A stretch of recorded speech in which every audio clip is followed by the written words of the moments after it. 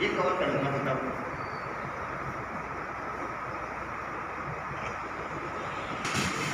मैं मेरे परम सम्मान्य निगम साहब से निवेदन करूँगा, बच्चों में से किसी शारदा को नमन किया जाता है,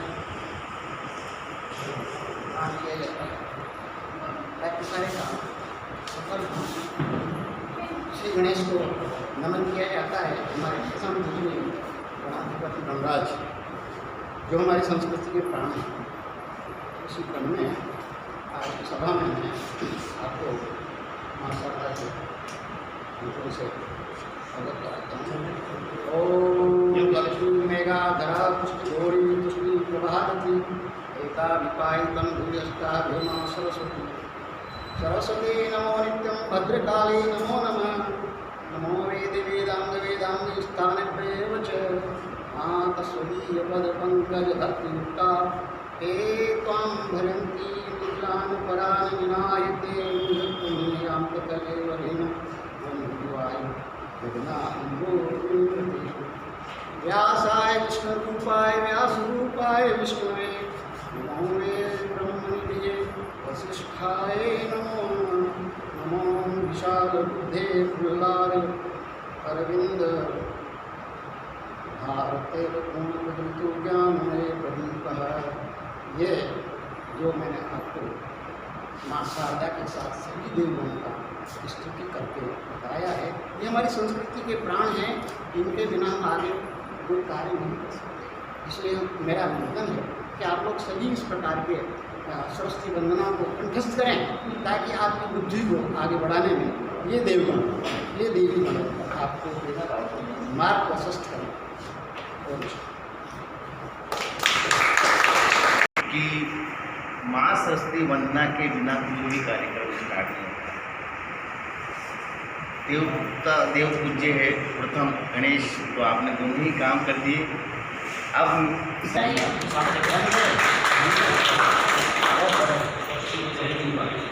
ये मेरा परम सौभाग्य है कि मेरी लाइब्रेरी का बालक नहीं लगे किसी जगह।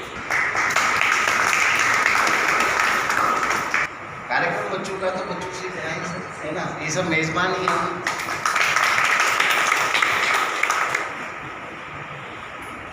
मैं इनसे निवेदन करूँगा कि निगम साहब हमारे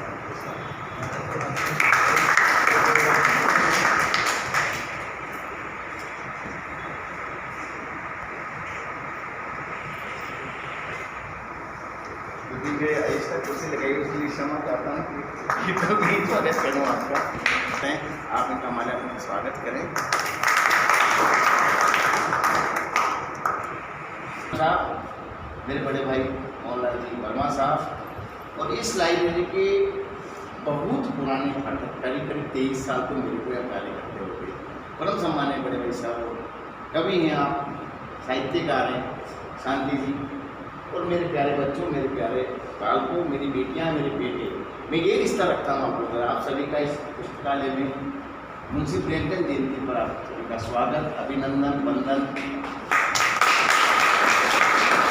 कार्यक्रम को आगे बढ़ाते हुए मैं मेरे बड़े भाई जो साहित्यिक प्रेमी हैं, जिन्होंने अच्छा लेखन भी करते हैं, और आप मेरे से ज़्यादा अच्छी जानकार हैं, क्योंकि मैं तो मन संचालन करना जानता नहीं, क्योंकि उनको मुझे आज मुंशी प्रेमचंद जी के बारे में आमंत्रित करना था कि बच्चों को बताएं आप परम सम्मान्य मोहनलाल जी भाई साहब कि मुंशी प्रेमचंद जी क्या योगदान रहे। मुंशी प्रेमचंद वास्तव में कहाँ जन्म लिया, मुंशी प्रेमचंद ने कितना जीवन दिया और क्या लिखा, तो छोटी सी पूरी जानकारी आपको। वरिष्ठ अग्रज आदरणीय कृषि मंत्री साहब, आदरणीय अखिल भारतीय साहित्य परिषद इकाई झालावाड़ के वर्तमान अध्यक्ष श्रीमान सूरज चंद्र साहब, आसिफ जी शर्मा जो असिस्टेंट प्रोफेसर हैं इस कॉलेज में, और मेरे पास में जो विराजमान हैं आदरणीय राजेंद्र जी शांति साहब, आप सभी का मैं अभिनंदन करता हूँ। और आज की सभा का जो कार्यक्रम है इसको गति देता हूँ। प्यारे बच्चों, आज हम हमारे देश में हिंदी उर्दू भाषा में पारंगत विश्व स्तरीय उपन्यासकार मुंशी प्रेमचंद जो भारत के उत्तर प्रदेश के मुगलसराय रेलवे स्टेशन के समीप लम्ही गांव वहाँ के रहने वाले थे। और इनका जन्म जो है, जैसा आज 31 जुलाई है, तो इनका जन्म भी 31 जुलाई 1880 को एक कायस्थ परिवार में हुआ था। 1880 की बात हम कर रहे हैं, तो करीब आज से 143 वर्ष की 45 वर्ष की बात है। उस समय हमारे देश की क्या स्थिति थी, परंपराधीन थे। हमारा देश बाहर की जो अंग्रेज हुकूमत थी, ब्रिटेन की, उन अंग्रेजों के अधीन थी। यहाँ के राजा महाराजा स्टेट उस ईस्ट इंडिया कंपनी के मैनेजमेंट से चलते थे, क्योंकि उस समय अंग्रेजों का हमारे देश पर आधिपत्य था। इंग्लैंड से पश्चिम सात समुद्र पार से आकर उन्होंने यहाँ पर इस भारत देश पर अपना बिजनेस शुरू किया ईस्ट इंडिया कंपनी के नाम से। 1600 में आए और 1600 से 1947 तक यहीं रहे। 50 में गए, 47 में आज़ादी मिली हम सबको, भारत को। विश्व स्तरीय राजनीति के हम शिकार थे। 14 में, 19 में और 1935 में 3 वर्ल्ड वार हो चुके हैं। जैसा कि यूक्रेन का और यूरोप का चल रहा है, रूस का चल रहा है ना, इस प्रकार के वर्ल्ड वार पहले हुए, देखिए आप। और हमारे देश की जो स्थिति थी, वो बड़े बड़े जो राजा महाराजा थे स्टेट से उनमें बटे हुए थे। कम से कम 600-500 करीब 600 करीब रियासतें थी छोटी लोग, जिनमें राजा लोग अपना अपना रजवाड़ा से अपनी प्रजा का शासन करते थे। इनके क्षेत्र निश्चित थे, जैसे कोटा है, झालावाड़, इनकी नदियों की सीमाएँ थी। अब आप कल्पना कीजिए, सभी लोग जो आप साहित्य पढ़ रहे हो, ये तो आपको एक डेवलप्ड विकसित साहित्य मिल रहा है। उस समय इस प्रकार का साहित्य नहीं था, प्रिंटिंग प्रेसें नहीं थी उस जमाने में, हाथ से लिखते थे। हालांकि 1700 में प्रिंटिंग प्रेस आ गई थी, लेकिन इतना डेवलपमेंट नहीं था। और सारे शासन की बागडोर अंग्रेजों के हाथ में थी। राजा लोग, यहाँ के जो राजा रजवाड़े थे, उस कंपनी के सेक्रेटरी के माध्यम से शासन करते थे। वो जैसा कंपनी सेक्रेटरी कहता था वैसे ही काम होता था। अब बताइए आप, उस स्थिति में हमारा साहित्य कैसा रहा होगा। फिर भी आपको जानकारी होगी कि उस समय का साहित्य संस्कृत में था। गांवों में लोग रहते थे, नदियों किनारे रहते थे। भाषाएं, बोलियां जो जैसे झालावाड़ में अड़ी उड़ी बोलते ना, इस प्रकार से अपने अपने अलग अलग बोलियां, भाषाएं थी। और इसके बाद हमारी जो साहित्यिक समृद्धि हुई, वैसे तो 1000 ईस्वी से ही साहित्य की रचना होने लगी थी। और जो भी हमारे साहित्य जो काल आए, जैसे अपभ्रंश काल आया। उसके बाद में करते करते आधुनिक काल तक हम आए 1900।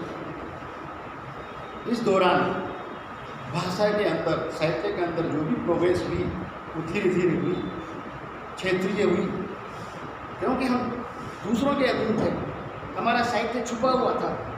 क्यों छुपा हुआ था? हमारे ऋषियों मुनियों ने हम अपना साहित्य क्यों छुपा लिया था? क्योंकि ये लोग जला देते थे, ये आक्रमणकारी थे। हमारा जो समृद्ध साहित्य था, संस्कृत का, बाहर के जो आक्रमणकारी आए उन्होंने जलाया। जैसे 1891 में इख्तियार खान आया और उस इख्तियार खान ने हमारा नालंदा जलाया। किस कारण जलाया? तो वो यहाँ आके बीमार हो गया, आक्रमण करने आया था, दूसरे कसोट में आया था देश में, बीमार हो गया। उसका इलाज कहीं नहीं, मरने वाला था। किसी ने कहा कि यहाँ के जो वैद्य हैं ये बहुत ही बड़े स्तरीय हैं और संजीवनी विद्या तक जानते हैं। तो उसने कहा भाई मुझे मरना नहीं है और मैं मर जाऊँगा तो मैं यहाँ सारा आग लगा जाऊँगा, सब देश लगा जाऊँगा। तो व्यवस्था हुई कि नालंदा से किसी वैद्य को बुलाया और बुलाया तो उसने कहा कि मैं यहाँ के जो लोग हैं इन वैद्यों की दवाओं से ठीक नहीं होना चाहता, मैं तो मेरे देश की दवा से ठीक होना चाहता हूँ। मतलब उसका इतना गर्व और दर्द था कि वो यहाँ की जो भाषा थी, जो संस्कृति थी, जो हमारा साहित्य था, उसको मान्यता नहीं देना चाहता था, जबकि वो यहाँ लूटने आया था। फिर भी उसके सिपह सालारों ने कहा कि हम आपको कोई दवा नहीं खिलाएंगे। मंत्रणा हुई कि कैसे क्या करें। तो वैद्य ने बताया जो मैं रसायन तैयार करूँगा, जो बादशाह को जो कुरान पढ़ते हैं उनके सफ़ों पे लगा दी जाए। जो हम इस तरह से पलट के पढ़ते हैं ना पेपर को, तो उस पर लगा दी जाए तो बादशाह को पता भी नहीं रहेगा और ये दवा भी काम कर जाएगी। तो जो उन्होंने कुरान पढ़ी होगी ऐसे करके ऐसे करके ऐसे करके तो वो दवा अंदर चली गई और बादशाह स्वस्थ हो गया। जब इख्तियार खान को पता लगा कि इतना समृद्ध ज्ञान हिंदुस्तान का, वो पानी पानी हो गया, उसकी शर्म से आँखें नीची हो गई। तो उसने क्या दिमाग खेला कि क्यों नहीं यहाँ के सारा संगीत साहित्य जला दिया जाए ताकि इनके पास कुछ बचे ही नहीं।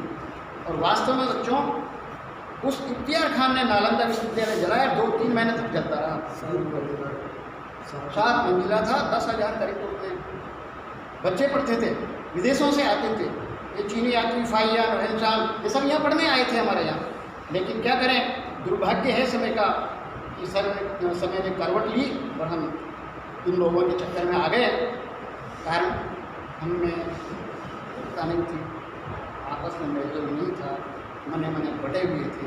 तो आज मैं आपसे स्वर्गीय मुंशी प्रेमचंद जी को स्मरण करने के पूर्व ये जानकारी देना चाहता हूँ कि साहित्य में इतना विस्तृत ज्ञान भरा हुआ है कि उसको हमें स्मृति में रखना चाहिए। और उसको लिखने वाले जो महापुरुष हैं, जो कवि हैं, जो साहित्यकार हैं, जो उपन्यासकार हैं, उनको पढ़ना चाहिए, उनकी जीवनियाँ पढ़ना चाहिए। तो इसी संदर्भ में मैं आपसे निवेदन करूँगा, बताऊँगा कि मुंशी जी जो प्रेमचंद जी थे वो पहले उर्दू में लिखा करते थे। क्यों? उस समय मुग़ल बादशाहों का ज़माना था, मुग़ल समाप्त नहीं हुए थे, उर्दू भाषा का ज़्यादा बोलबाला था। उस ज़माने में हमारी हिंदी इतनी समृद्ध नहीं हुई थी, धीरे धीरे समृद्ध हुई है।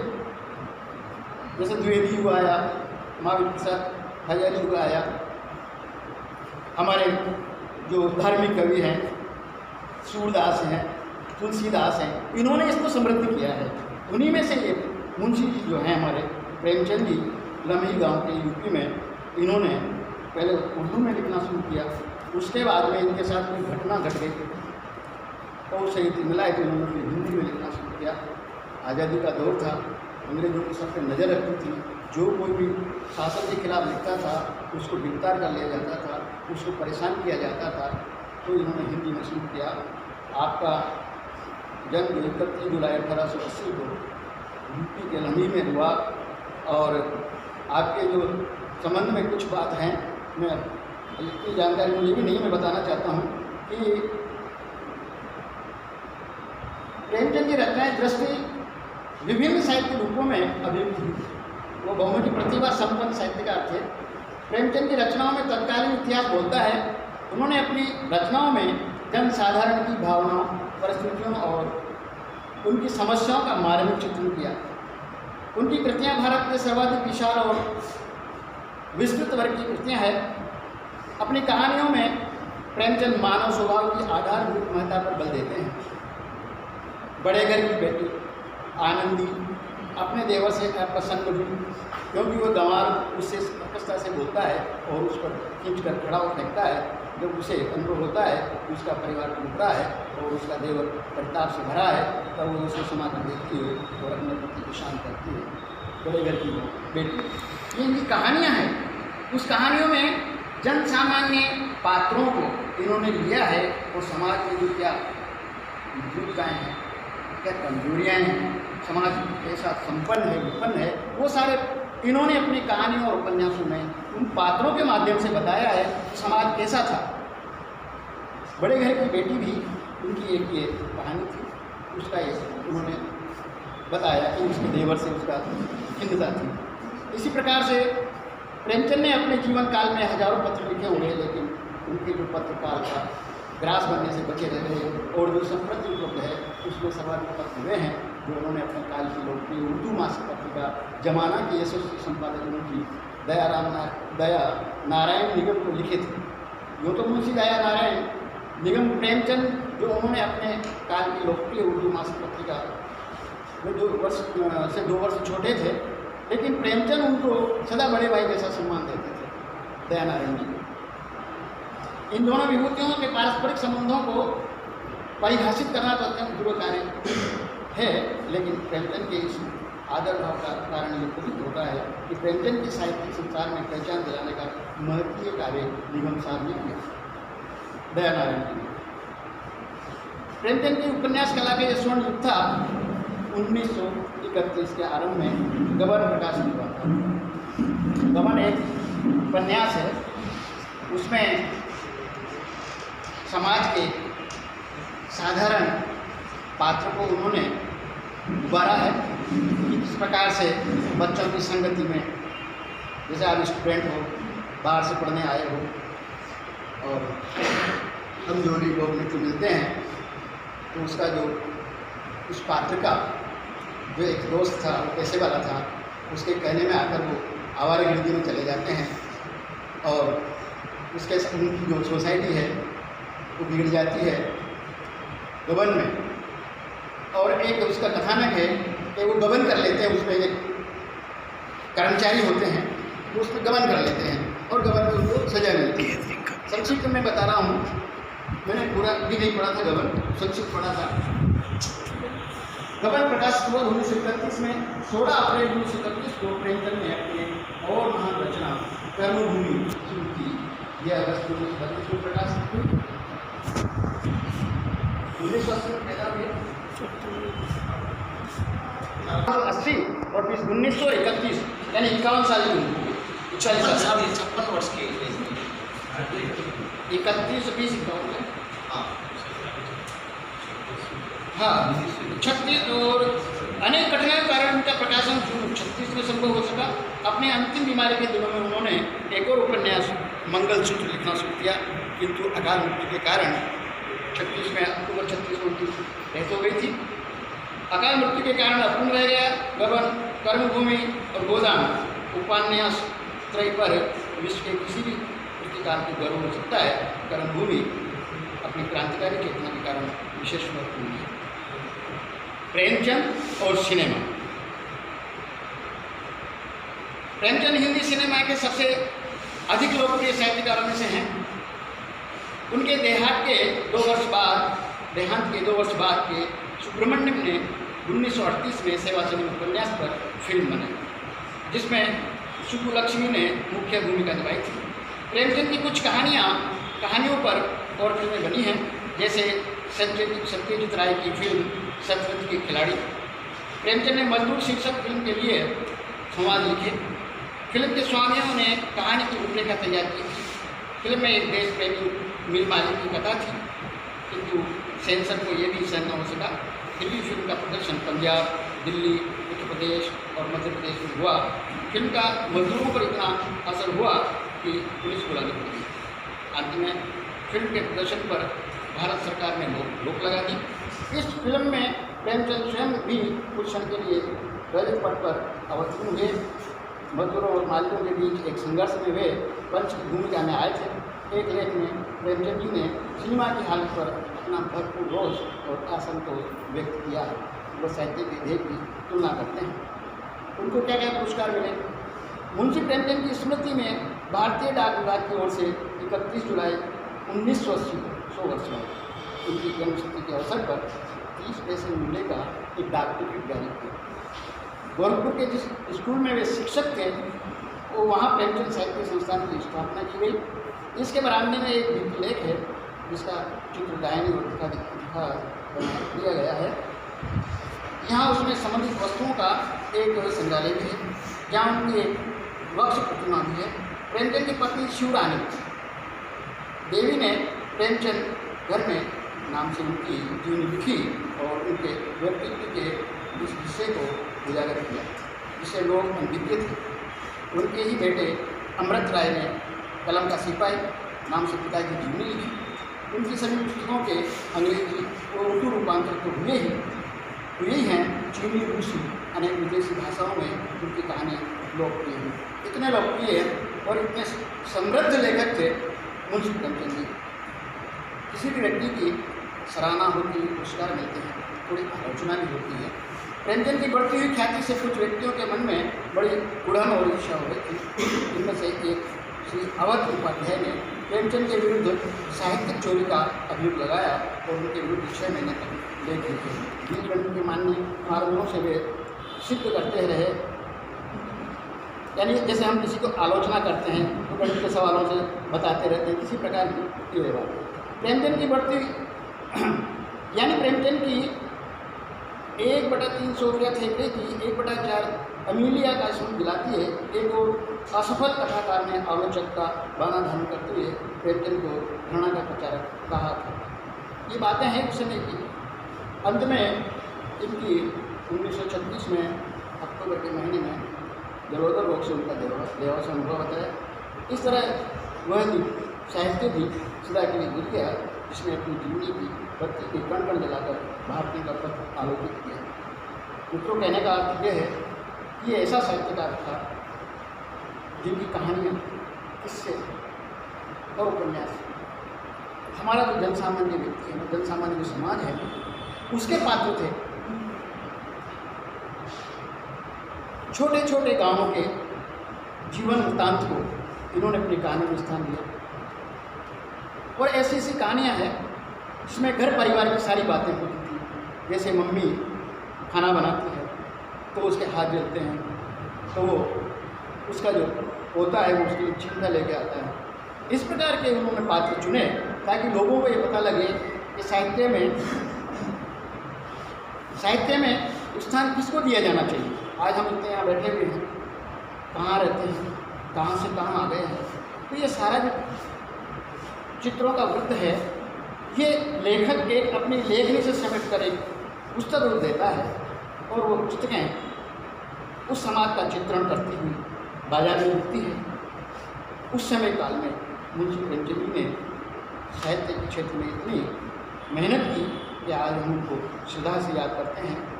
मैं चाहता हूँ कि आप में से भी इस प्रकार के लेखक बने, राइटर बने और ऐसे महापुरुषों की जीवनियों से वो आदर्श मानकर आगे बढ़ें तो कोई असंभव नहीं है। मेरी वाणी को मैं मानता हूँ। जय हिंद।